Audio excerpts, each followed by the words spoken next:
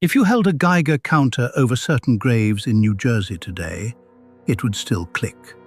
The women buried there died almost 100 years ago, but their bones are still radioactive. They were told the paint they worked with was harmless. They were even told to put it in their mouths. By the time anyone admitted the truth, it was already inside them, and it would never come out. This is the story of the Radium Girls, and it's one of the most important and most disturbing cases in the history of workers' rights. In the early 1900s, radium was a miracle. It glowed in the dark. It was put in toothpaste, in water, in makeup, and most famously in paint, used on the dials of watches and clocks so they could be read at night. And the people hired to apply that paint, by the thousands, were young women, some as young as 14. What happened to them changed American law forever. But first, they had to suffer. For a working-class girl in the 1920s, painting watch dials was a dream job. It paid well, it felt glamorous.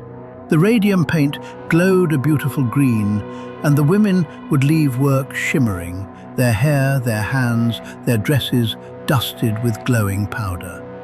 Some wore their best clothes to work just to make them glow at parties.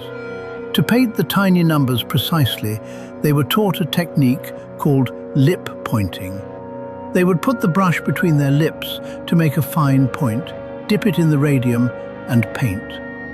Lip, dip, paint, hundreds of times a day. Every time they swallowed a little radium, their managers assured them it was completely safe. The first sign that something was wrong came from their teeth. Women began suffering toothaches that wouldn't stop. When dentists pulled the bad teeth, the sockets wouldn't heal, they just kept bleeding. Then jawbones began to crumble. Doctors documented a condition so grim it earned its own name, radium jaw. The radium the women had swallowed was doing something no one understood yet. It was chemically similar to calcium, so their bodies, thinking it was a building block for bone, packed it directly into their skeletons. And once it was in the bone, it stayed there, irradiating them from the inside every second for the rest of their lives. By now, some of the women were dying. And here's the part that turns this from a tragedy into a scandal. The company already knew. They had known for years, and they had a plan to make sure no one found out. The US Radium Corporation had been quietly aware of radium's dangers since at least the early 1920s. The scientists and executives who handled radium in the labs wore lead aprons and used tongs. The women on the factory floor were given none of that and were told to point their brushes with their lips. When women began falling ill, the company hired doctors to examine them and then buried the results. They told the women their illnesses were caused by other things. In at least one case, they blamed a different disease entirely, a deliberate smear designed to shame the women into silence. They denied, they delayed, they waited for the women to die. But they didn't all stay silent. A small group of dying women, led by a factory worker named Grace Fryer, decided to sue. It took Grace 2 years just to find a lawyer willing to take the case. By the time they reached court, some of the women were so weak they could no longer raise their arms to take the oath. The press called them the Radium Girls. Their case became a national sensation.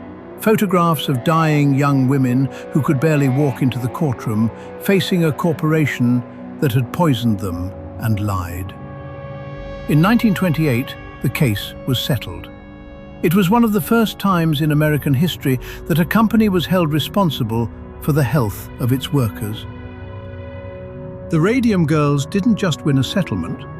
Their suffering led directly to the creation of workplace safety standards, the right of workers to sue employers for occupational disease, and regulations that protect millions of people to this day. Many of them never got to see it.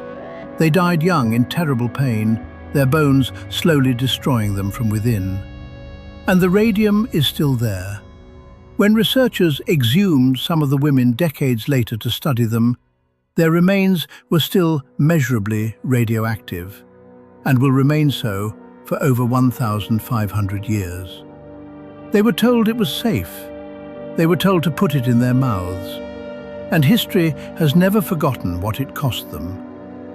Next time on Lost to Time, a soldier who kept fighting World War II for 29 years after it ended, alone in the jungle, because no one ever told him to stop. That story is next.